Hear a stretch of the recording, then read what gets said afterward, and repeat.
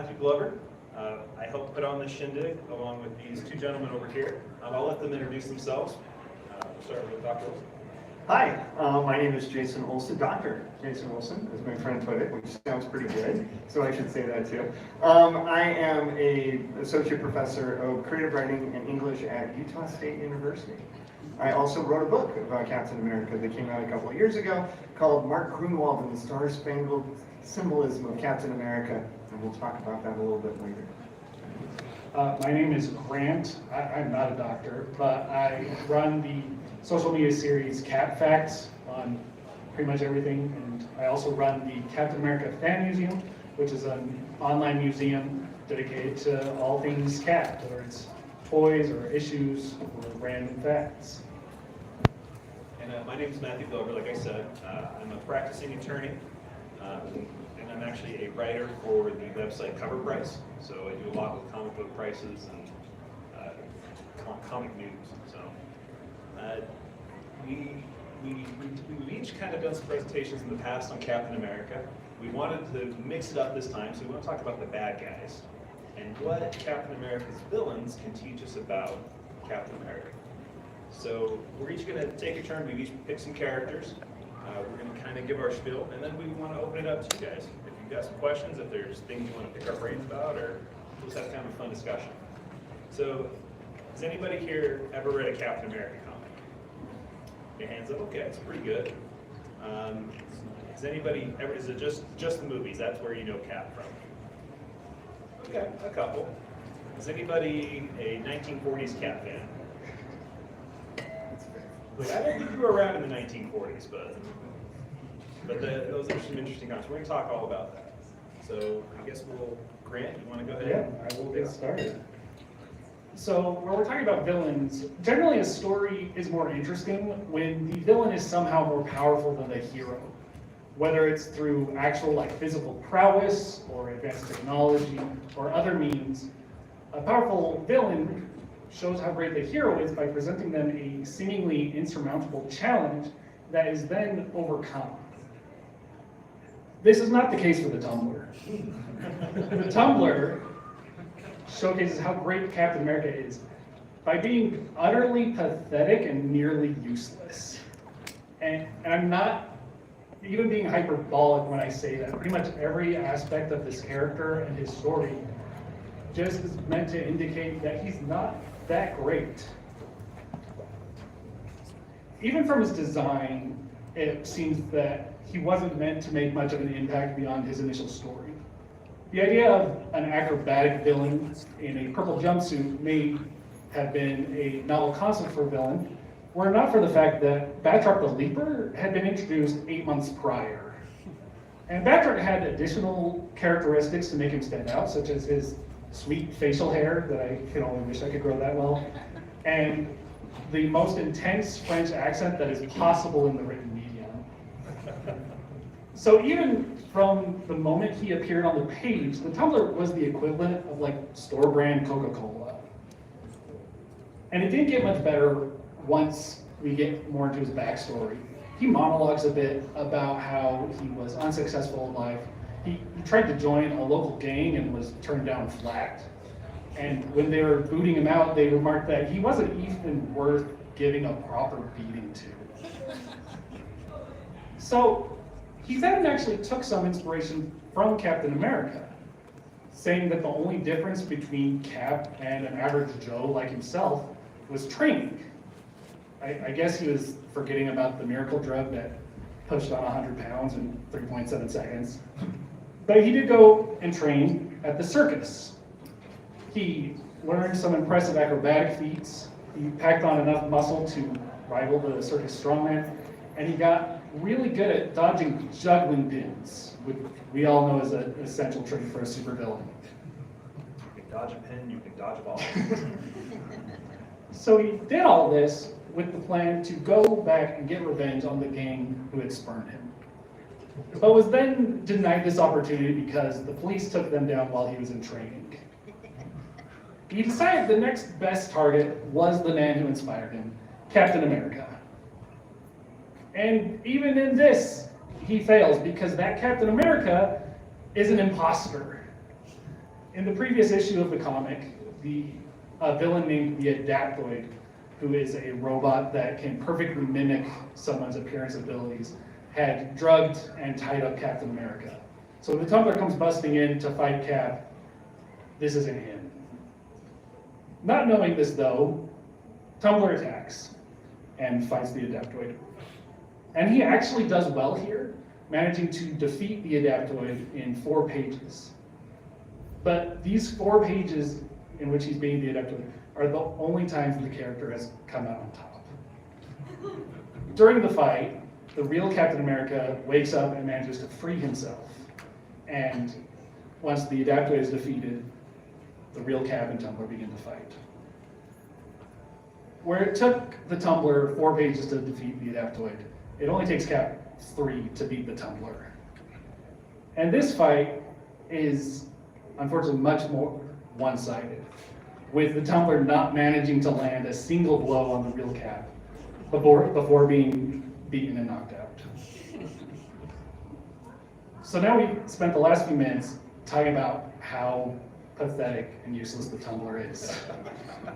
So what does that tell us about Captain America? What it tells us is that what makes Captain America isn't his physical strength, but who he is as a person. I joked earlier about the Tumbler forgetting about the super soldier serum, but honestly, in these early issues of the comics in the 60s, they were very much pushing the idea that Cap was more or less a normal man, and that what really separated him from everybody else was training in his unconquerable spirit. And so what better way to highlight this than to have a robot perfectly mimic him and get beaten by the most pathetic villain to ever grace the pages of comics. The Tumbler shows us how great Captain America is, not by challenging Cap, but by beating a supposedly perfect copy, only to be utterly thrashed by the original.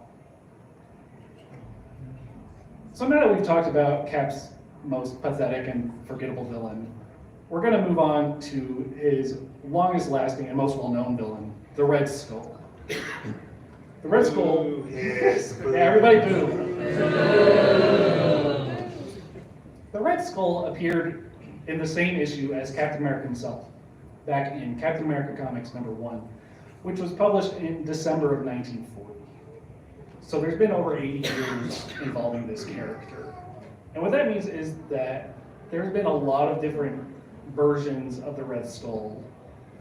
As we move through US history, it seems that while theoretically the same person, the Red Skull gets different motivations and goals based on some of the real world challenges that the United States is facing. As the US faces different challenges and issues, so too does Captain America face different versions of the Red Skull. The first version of the Red Skull we got was the Saboteur. Since the first issue of Captain America Comics was published nearly a year before the attack on Pearl Harbor, the US wasn't yet fully involved in the war. As such, the main focus and concerns wasn't on troops or actual combat, but instead infrastructure and fear-mongering.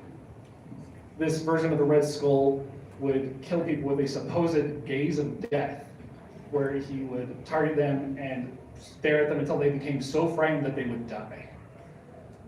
But at the end of this story, we learned that this was all just a trick, and that actually the target would be killed by a poisonous needle while they were distracted by this gaze of death.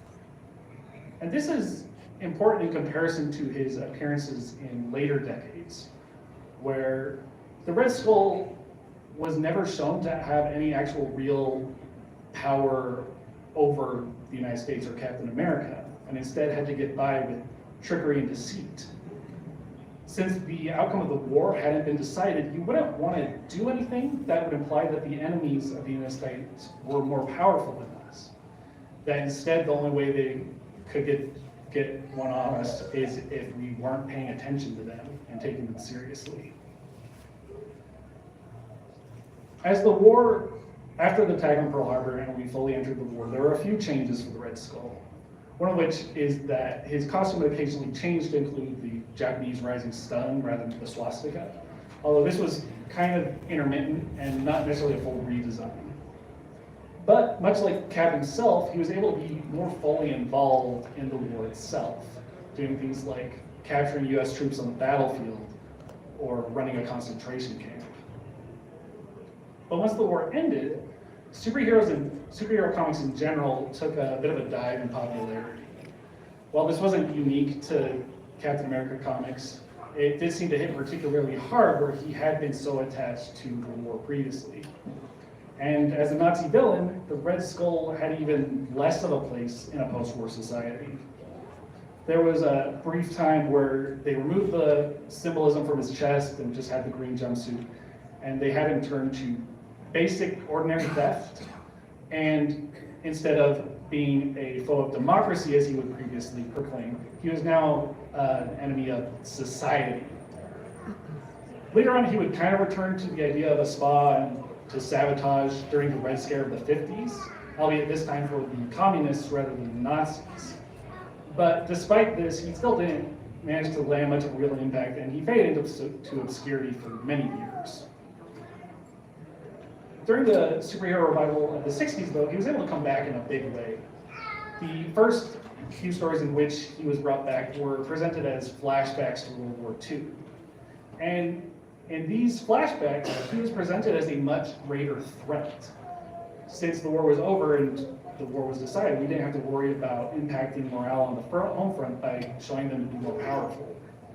As such, he not only was as powerful, but in many ways more powerful, having access to advanced technology such as giant robots, hypnotizing helmets, and cubes that could reshape reality itself.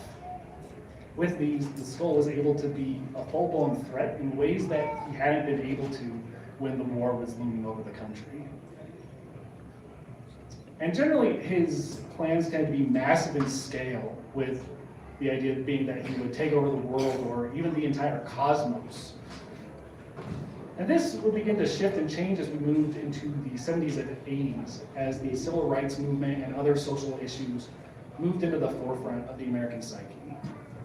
He would focus on smaller scale plans that were more focused on everyday hatred. So he would incite racial riots in the city to try and divide the city. He specifically targeted a pair of SHIELD agents that were in an interracial relationship. And during the 80s, when the AIDS epidemic was jumping off and there was that jump in homophobia, the Red Skull kidnapped and tortured a man named Arnie Roth, who was a friend of Steve's that was gay. The Red Skull's plans may have shrunk in scale, but the level of hatred he showed had only increased. As we moved into the 90s, we get one of the biggest changes for the Red Skull. He got a new suit. And I literally mean a suit. Whereas, has anybody ever tried talking for this long straight? Give me a lot of water. So where before the Red Skull would be dressed up in like a green jumpsuit with hateful symbolism on his chest, or a red or black leather getup, he would have something that was clearly a villainous costume. But now he was wearing business attire, a nice three-piece suit. That's because the Red Skull himself was shifting to a more business-like mentality. He would now be planning the deaths of his enemies from a luxurious private jet while sipping a martini. He would hold board meetings with his various underlings to monitor their activities. And he took his bookkeeping really seriously, as he killed one of his employees purely because she was a bad accountant.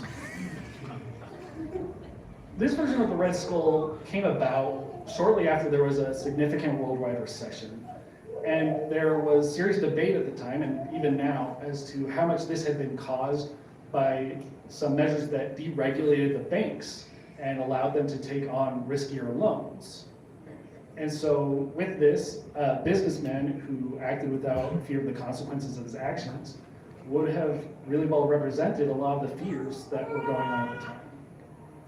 He would revert back to the more Nazi-focused, sci-fi heavy version of himself towards the end of the decade. But then he did return to this businessman persona during the Great Recession of the 2000s. And this time, the connection to economic issues would be even stronger, where some of his plans involve foreclosing on thousands of housing loans and taking advantage of the increased price of oil. And now we're getting to more recent years in which the Red Skull has moved on to the most terrible form of evil known to man, podcasting. The Red Skull is no stranger to using media in order to spread hatred. He has hypnotized people over television. He's used satellites to broadcast rays of pure hatred. But in these recent years, he's moved on to much more down-to-earth methods, such as online videos and blog posts. And this version of the Red Skull seems to be clearly inspired by some real-world controversial figures, particularly right-wing media personalities. In one of these issues, it shows him having 10 rules for life and chaos and order, which is so close to Jordan Peterson's 12 rules for life that I'm a little surprised Peterson didn't sue for trademark infringement. Towards the end of this same story arc, when the Red Skull's evil plan was brought to light and the whole world knew what he had done, there were many people who said that the Red Skull's frankness was refreshing, and that seemed to mirror many real-world people's sentiments regarding former President Trump and his often controversial statements. Whether he is a Nazi saboteur or a ruthless businessman or a social media influencer for hate, the Red Skull constantly adapts and shifts to reflect the real-world concerns that we have. He sounds like a terrible guy. He really is. He's the Not someone I worst. want to invite to a dinner party. He's the worst. Well, he is, and I'm not going to try to talk about him anymore, and I'm glad Grant did, because we're going to talk about some groups and a villain that are not quite as bad as the Red Skull. But before I get started, I want to. Okay, there we go. Now I feel better. I got my little cat octopus up here. So I mentioned earlier that I wrote a book.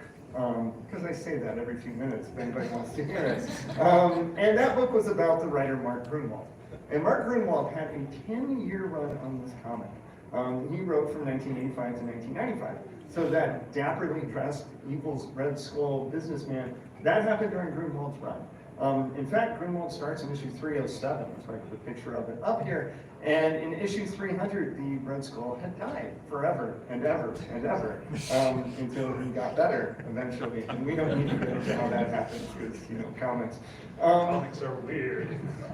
And I wanted to, and I'll mention the skull a little bit as we go on, so I'm very glad that Grant started it. But the villains I'm going to talk about are kind of unrelated, except when they aren't. And one of the goals that Grunwald had is that he wanted to revitalize Cap's road villain, because he felt that that was kind of a challenge. Most of the villains that Cap had fought were Hydra, Nazis, and the Red Skull was dead, again, forever and ever, right? So he needed to do some things to change that, and he wanted to bring in villains that would represent ideological challenges. So they would represent things. So that first year, Cap is kind of marginalized. His first issue, Cap himself is really not in it much. It kind of focuses more on his sidekick Nomad's fight against a new villain, because he was bringing new villains in. The two villains I'm going to talk about were both introduced in that first year. And the first one I'm going to talk about is the Serpent Society. An alliance of snake-themed villains, because if I have an opportunity to have a large group of people listen to me talk about Captain America, my gosh, I'm going to talk about the Serpent Society. Was anybody familiar with the Serpent Society before just now? Okay. Yeah. Right. Oh yeah. It was understood. We know each other. We talk about the Serpent Society. I will do a quick aside, because when Captain America's Civil War was first introduced by Kevin Feige at, I think it was Comic-Con, he announced all the titles of all the movies, and when he first announced the title for Captain America 3, it was Captain America Serpent Society. And then he said at the end of this presentation, that doesn't sound right, and he switched it to Civil War, and the crowd erupted in cheers. And I'm sad. It sounds fantastic. What are we doing? But I do know that the upcoming Brave New World is going to have the Serpent Society. And we're going to talk about who is going to be featured, at least as far as we know. So why I wanted to talk about the Serpent Society and how they fit into this idea of ideological villains is that they are indeed a snake-themed villain team featuring Sidewinder and a few others who also like to have meetings at big tables, just like you pointed out the Red Skull would. But they have a very specific reason why they do, because they are a metaphor for American labor unions. The Sidewinder is the leader of this group, and he kind of noticed that individually these snake-themed villains kind of sucked, and they didn't really accomplish a whole lot. So he thought, well, let's all get together. But instead of just working as a team, let's really benefit this. And so he talks about, let's not work independently anymore for the whims of our villainous employers, for our work benefits and fringe benefits. Let's unionize. The benefits of unionization are enormous. Greater access to data, tools, guaranteed pay scale. I mean, this isn't a joke. This is like legit unionizing of supervillains. They are committing heinous crimes all over the place, but they're going to do it together, all right? And we're going to do it the way American labor functions. And Sidewinder works as the leader of this group. Now, his benefit to the group is interesting because he doesn't go out there and fight the battles. They've got big snake-themed villains who can do that, who can squeeze people and things like that. What Sidewinder does is he teleports. And so if any member of the Serpent Society gets caught, he will just teleport in and get them out, so they can't be captured. Cap doesn't really like this much, and he's not happy with this. But as Sidewinder tells us, I'll just come back. So you just leave, because they're gonna come and be free. So what is Sidewinder providing except for the benefit of freedom? Well, he's also really good at bookkeeping. So the school would not kill him, because he's great. Because here he is. I know you probably have a snake bed that you also like to sit on and smoke a pipe and do the books. That's what Sidewinder does. So Sidewinder is a fascinating villain because he's not out there in the field battling heroes. He's sending people on missions and then coming in to figure out the books. You see legs walking through the door, perhaps. Sidewinder thinks that's his love interest in this group. It's not. It's somebody who is another person who is about to take over leadership of the Serpent Society in a very different way, and that's Viper. Viper is probably not great at bookkeeping. I think we can assume that. Viper is an anarchist chaos creator, and so she takes over the Serpent Society through a very hostile takeover and puts Sidewinder and his allies in this group, and she has a different plan. Instead of just working to make sure that they have the opportunities they deserve, she just wants to kill everyone. And really, there's no subtlety here. You mentioned with Skull that he wants to have these great big plans and take over the world. She doesn't even have that. She doesn't need to take over anything. For a while, Viper and the Red Skull have a relationship, and yeah, it's horrible and gross. So we'll leave it at that. They're in a hot tub at one point, which I had to give you that because it's in our head. And so he funds her plans for a while. And then eventually he gets to the point of like, I can't fund you anymore, because if any of your plans ever work, the whole world's destroyed. And that's not really how the Red Skull rolls. He has to have a world to rule. So if she just destroys everything, there's nothing in it for him. So he has to cut her off and kick her out of the hot tub, I guess.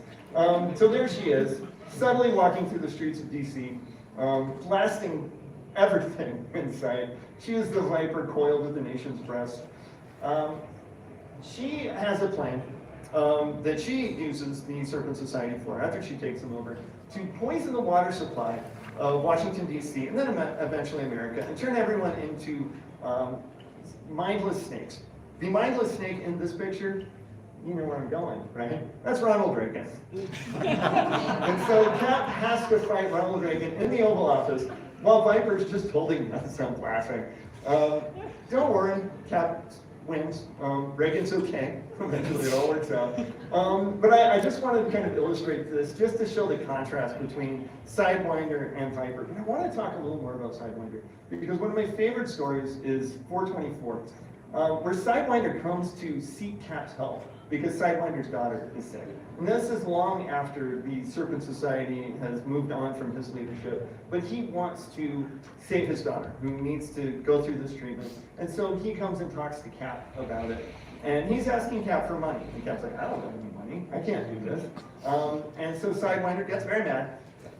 And he has to commit crimes to do this. So he commits crimes. See, here he is. He sees money. He finds money. That's what he's going for. He is stealing from criminals, so it's fine. While he is finding the money, Cap goes to visit his daughter. I don't know how anyone would recognize Cap. It is an amazing disguise. He could probably put the shield on him right after. I'm sure he has Really, truly hidden thing. So here he is going to visit Sidewinder's daughter, delivering a present, and talking to Sidewinder's ex-wife, while Sidewinder's getting the money. Now, Cap and Sidewinder go to chat about this, where Cap, I'm not saying, Sidewinder's a criminal. He's a bad guy. Cap is a little bit of a jerk in this interaction. So he captures Sidewinder, and he says, you need to face the due practice of the law. We need to get you turned in. You need to be in front of a jury to pay for what you've done.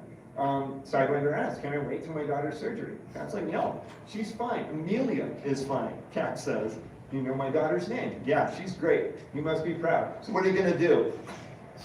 More thefts with me dogging you? Or are you going to go out the most courageous way? So Sidewinder really doesn't have any choice. And then Sidewinder says, if you testify against me, then I have no chance to have a more lenient sentence. And Cap just says, well, we'll see what I'll do. So Cap is really kind of leveraging a lot of pressure against him, a guy who is clearly a criminal, but also a criminal who is kind of doing things in the right way. So it's interesting to see how Cap kind of reacts to different types of criminals and how we go. And another criminal we could look at is Flag Smasher, who debuts in issue 312 and immediately lives up to his name by smashing a bunch of flags. And the Canadian flag. Get out of here, Canada. But more dramatically, he smashes the American flag. He's interesting because he's not anti-American, nor is he simply anti-Canadian. He is anti-nationalist. He doesn't like any of them. To Flag Smasher, the perfect world is a world in which there are no boundaries between countries. It's just all one harmonious world. Horrible, right? What an awful thing. So he's an interesting contrast because he's presenting a vision that doesn't seem bad. Now the problem is, he's kind of a bad guy. And his backstory is that his father was a diplomat, somebody who was trying to do this merging of nations and collective together, but ultimately was somebody who couldn't accomplish what he wanted to accomplish. So the Flag Smasher was going to do it, evidently with karate and a giant mace. And so I just wanted to show these illustrations, not to read through everything, because Matthew will get mad at me because he wants to talk too. But the fact that Flag Smasher thinks a lot. Flag Smasher is so ideologically drawn, he never stops thinking about his ideology. And it follows that he also never stops talking about it. And in this issue, he interrupts Captain America giving a big speech in front of a group of people to talk about his ideology. And he does. Again, just the sheer number of words in these speech bubbles indicate what's going on as he's explaining his ideology. Cap also pretty prone to speechifying if necessary, and if not necessary, retaliates and gives him a response. So Flag Smasher is talking about the dangers inherent in nationalism, and Cap is giving a counterpoint. And I love in this panel at the bottom here, where the fans are like, good, you tell him, Cap. Yeah, go back to Russia, you commie. They tell Flag Smasher, and Flag Smasher's response is like, well, I'm not a communist, right? Are you listening to anything I'm saying? In which they're not, right? This is, Cap is good, who's ever opposing Cap is bad. And Flag Smasher is kind of playing in this little different area. Now the problem is, Flag Smasher is a straight up terrorist. And he has a terrorist organization called Ultimatum that is, yes, that stands for something, but I don't know if I know it all off the top of my head. But yeah, it's something. I don't write it once.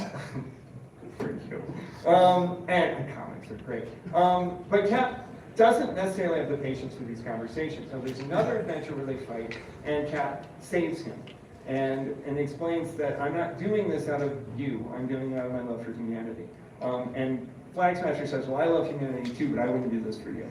And so it kind of indicates the difference between them as people. Even if their ideologies feel like they should have some similar visions, those ideologies end up kind of going out the window because Flag Smasher is just a jerk.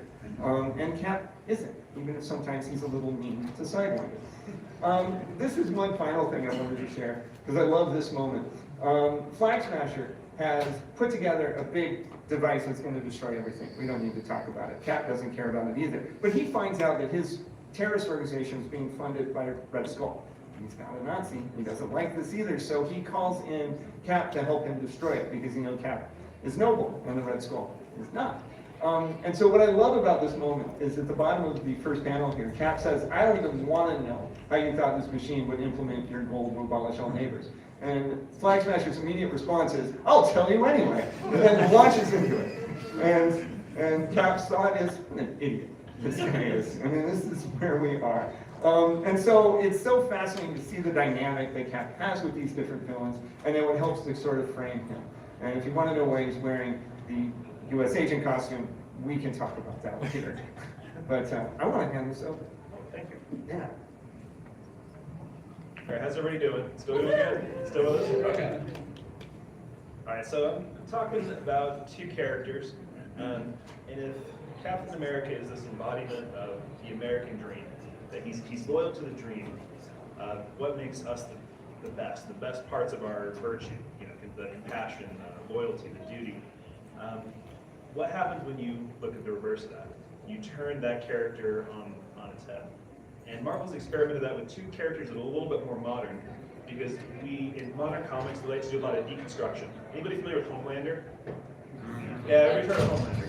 He's very much a deconstruction of Superman, and he's very commercial, and there's all these things.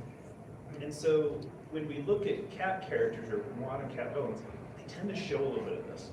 So the two that I want to talk about is, of course, the Winter Soldier. Anybody familiar with the Winter Soldier? Okay. Does anybody really like the Winter Soldier? Like a favorite character? Top three. Top three? I think he's great. And I really like this picture too, because he comes from an interesting place. So the other character I want to talk about is the Hydra Cap, or Nega Caps. Anybody familiar with Hydra Cap? Yeah. Okay. Anyone also. Anyone want to boo for that? Here, you're welcome to. And there's a lot of things you can do. I want to make vomit noises. Can I do that instead? Yeah, please do. So, talking about the Winter Soldier, we know that he was Captain America's sidekick, James Buchanan Barnes. And unlike Cap, he doesn't necessarily make it out of World War II unscathed. Where Cap goes into the ice and stays there until he's revived, Bucky periodically comes in and out. But the only time he does, he's sent on missions. He's used as a tool of the government.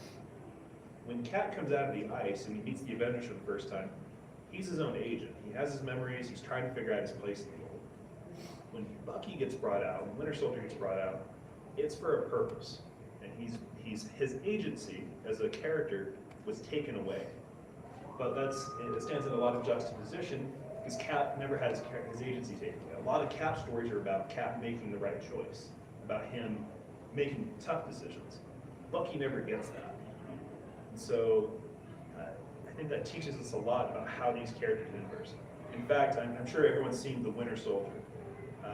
The composers, when they were composing the Winter Soldier's theme, actually took the scream that Sebastian Stan had when he fell off the train in the first movie, and they overlaid it and inverted it to be a part of the soundtrack. So the Winter Soldier has always been about this inversion, right? And Cap has always made himself, I'm not a tool of the government. He will question his orders. He will question what somebody's motive and agenda is. The Winter Soldier was made to comply. And so a mindless soldier, a soldier that can't make decisions, can't morally decide what's going to happen, is a very different type of soldier than a Steve Rogers and Captain America is.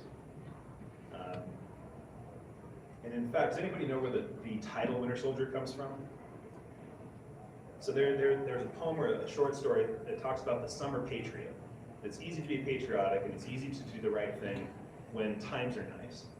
But it's when the cold comes, when you'd rather be at home and not far away from it, that the Winter Soldier has to show up.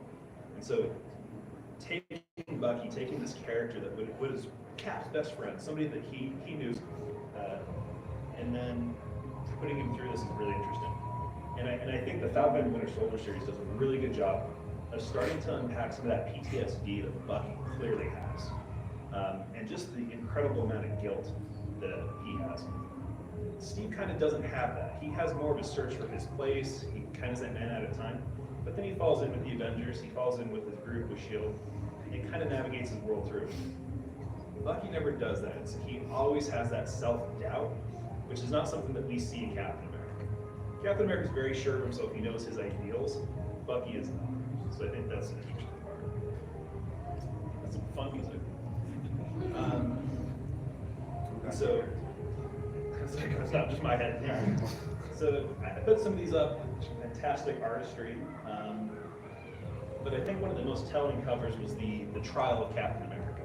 Because after Steve Rogers is assassinated in the Ed Brubaker run, there was a big question: who's going to pick up the shield, right?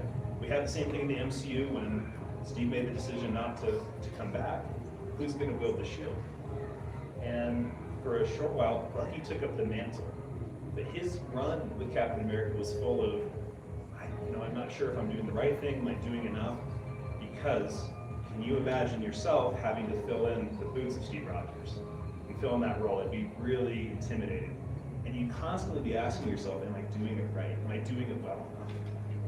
So it's quite challenging. And I think that's been reflected. I don't know if anybody, does anybody read comics on the regular? Any big comic fans? I don't know if anyone's noticed, but Bucky is not a very popular character amongst other superheroes. Jason Aaron in the original Sin, constantly, the Punisher and Wolverine are like, oh, I hate that guy. And I always wondered why. And I talked to Matthew Rosenberg, one of the writers, and he said, well, because he's Cap's special favorite project. And everybody else is really jealous because they would rather be Cap's special favorite project.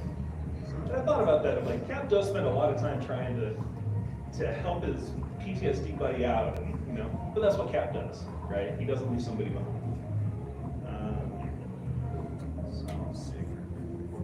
So kind of in conclusion, they really do come from these two backgrounds. They're things that challenge them and how they approach things. One being able to decide what's right and kind of being virtuous, and the other one being told what to do, and then where you go from there when you finally are able to choose.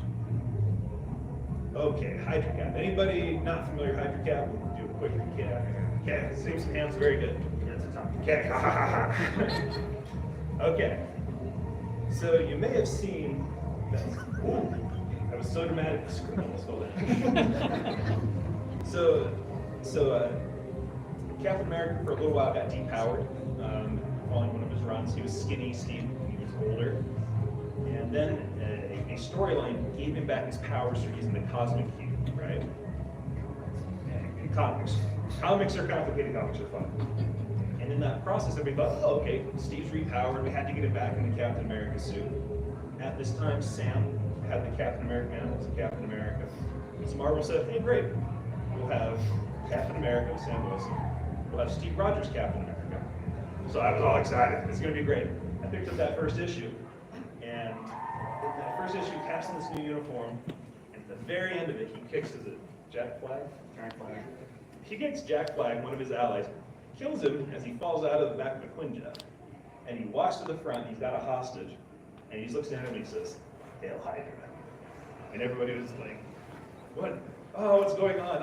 And because we live in kind of a reactionary society with clicks and media, everybody went, oh, they made him this terrible person. He's been Hydra all along. And it got, in my opinion, blown out of proportion because, comics are weird. And I think some of the talent and the editors, in trying to advance their story to kind of keep it a surprise, said, no, this is Cap. This has been him the whole time. That's not really the case. And so throughout the Cap story, it lays that he was a sleeper agent for Hydra, and that he went into the ice on purpose, and his family had been manipulated by Hydra, he served these ideals, and they were just waiting for the perfect moment to strike.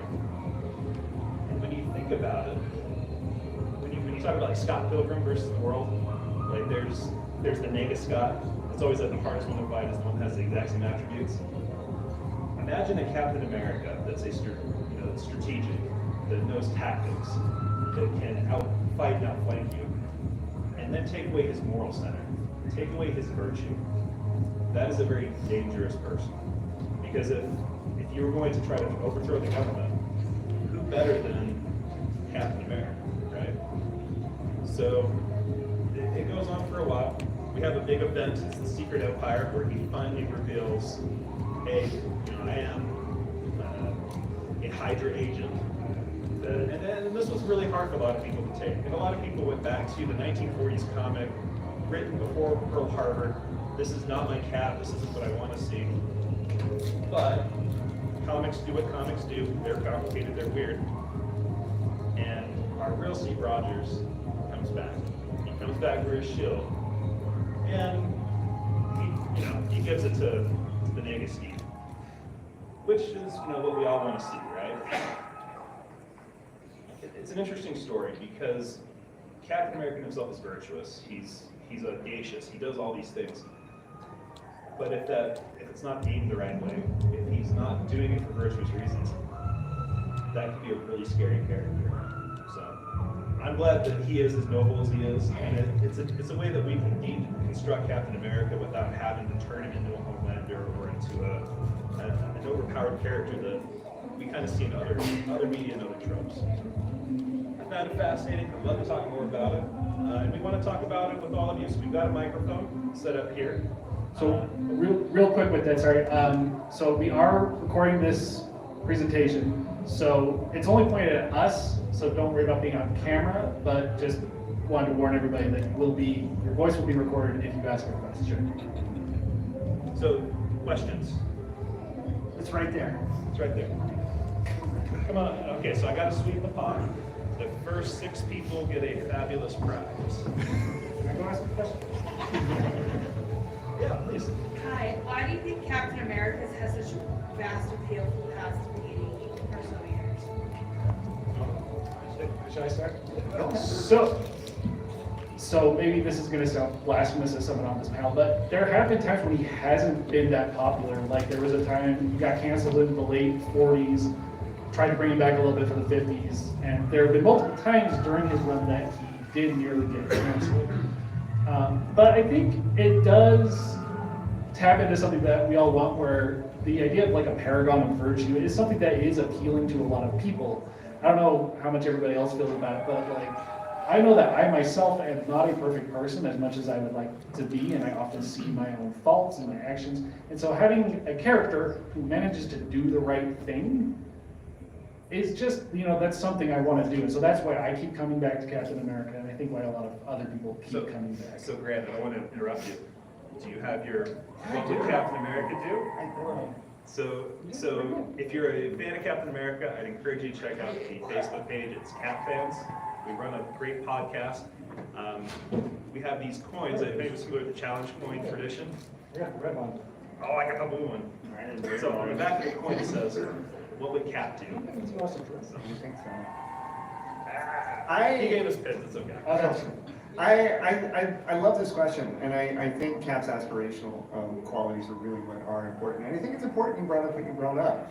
When Grunwald took over in '85, that comic was on the ropes, as were a lot of the Avengers comics. It's funny to think about this in our world now, but nobody really cared about Iron Man, Cap, outside of like those Avengers types comics. But I do think Cap represents something that a lot of other heroes don't. And he does the right thing, and there's something pretty cool about that. For me, it's the loyal to nothing but the dream, right? And that's what fills me with it, because the dream means something different to every one of us in this room. That all the same, Cap will fight and lay his life down for that. And it's the virtue, it's the nobility of that character, I think, that has the staying power. Plus, Chris Evans is just really knocking it down for the last 10 years, right? Hey, please. America's been undergoing like a reckoning on critical race theory and systemic racism. What would Captain America's response be to the question, is America a racist country? It's a tough one. The civil rights movement, you hit on it, is an important part of Captain America's history, and it's something that the writers of Captain America have never shied away from. Cap teamed with the Falcon pretty early on, and Falcon was the second, I think, African American hero in Marvel Comics. And not only did he become Cap's partner, partner, not sidekick, because Falcon is a character who has a lot of integrity and really wants to make sure he's not anybody's sidekick, because that's how the Falcon would be. So I think that with the writers of Captain America, they definitely have prioritized the importance of Cap's role in the civil rights movement over a long period of time. So I think Cap is aware of the problems with this country, maybe more than anybody. And he has definitely made a difference on a whole bunch of different fronts. And those Cap comics in the 70s are fascinating. I mean, he's in Harlem as much as he's in anywhere else. And fighting alongside Falcon against a wide variety of villains, and it's a wonderful period to read, too. Yeah, and kind of going along with that, it will depend a lot on the time period you're reading at, because in the 40s, sometimes he could be straight up racist, but as he's always seems to be ahead of the curve on that, and always pushing for equal rights. There was a great comic, it was The Flags of Our Fathers, and one of the characters, Gabriel Jones, the Howling Commandos in it. And the Commandos and Cap always kind of had in the comics, the kind of tenuous relationship. But Gabriel had just finished his food, Cap sat down and he didn't have a spoon. And Cap says, "Hey, are you done with your spoon?" And he says, "Yeah." He says, "Can I borrow it?" And he takes a spoon and Cap eats his meal. This is the 40s, there would have been a lot of racism between white GIs and black GIs. And I've always remembered that scene because it didn't matter to Cap. Because Cap looks on the virtue of the person. So I do think that that's, because he represents the dream, that's an aspect that he would be a part of. But I always think back to that nobility of his character and how he wasn't gonna buy into all the other stuff that he could have been, all the falsehoods about it. He cared and he was a good person. That's what I like. Please. So about that price, look, I'm kidding, but I did want to ask, what would you say is, when writing or looking at a character like Captain America, what makes the difference between making this paragon of justice versus accidentally writing someone like a Mary Sue? I love looking to my own stories and love trying to develop characters. I'm always trying to find out where is that balance, since there's been a lot of controversy of the idea of the big blue Boy Scout, which I grew up thinking, that's great. Now everyone tells me, that's boring. So what would you say is that balance? I want to start, and I'm interested in yours, but I think one thing that always stands out for me, in the 80s, Cap was depressed often, dealing with a lot of depression. He himself can't live up to the standard that everyone has put on him. And so Cap is constantly second guessing himself. And we don't see it externally, but it's in those thought bubbles. And Grunwald, in the period I was talking about, has Cap deal with massive bouts of depression. Not something we would think about, but he's somebody who is really having to deal with that.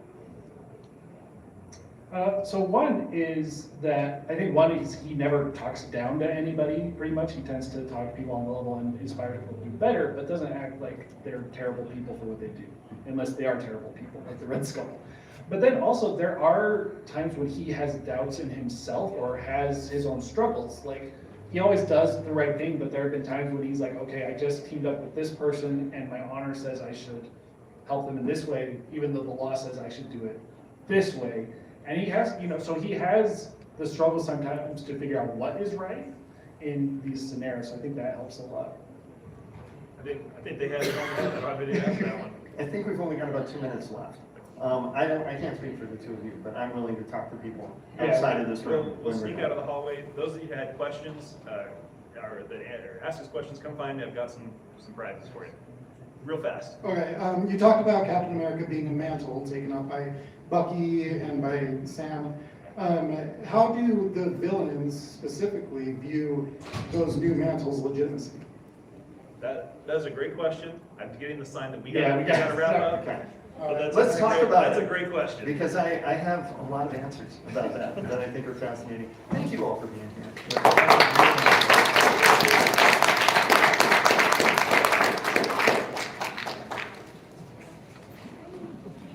All right, if you ask me a question, sneak on up here. If you were in line and still wanted to ask them, we'll catch you.